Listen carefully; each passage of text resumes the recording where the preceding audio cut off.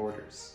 Others say that the failure of the Biden-Harris administration to stop the flow of millions of illegal aliens into America threatens our national security. Build the wall. Some argue for letting persecuted foreigners settle here on humanitarian grounds. Let them in. Others fear that our failed border security allows gangsters and terrorists to turn our cities into war zones. Send them back. Some note that immigrants generate prosperity by working, saving, investing, and starting new businesses. We need more of them. Others point out that unchecked immigration into a welfare state will bankrupt us. We should be highly selective at the border. Is it even possible to reconcile such diverse viewpoints? Not unless we all agree to use the government as a tool to protect life, liberty, and property.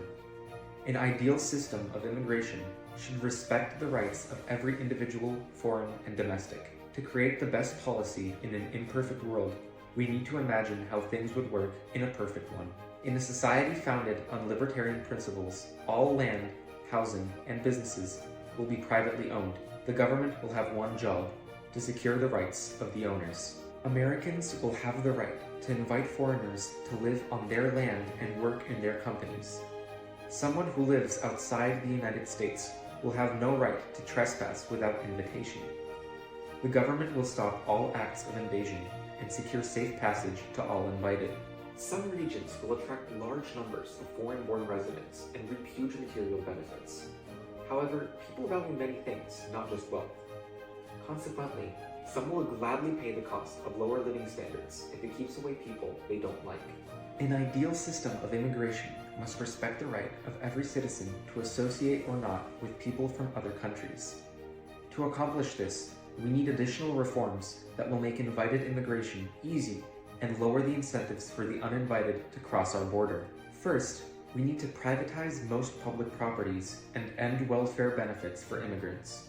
If they are invited, the host takes full legal and financial responsibility for them. If they come without invitation, we should deport them at the expense of the countries from which they come.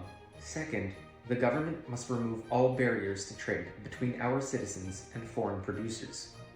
When Americans are free to buy goods made by poor workers in the third world, they'll consume more, and they'll make more money without the need to come here.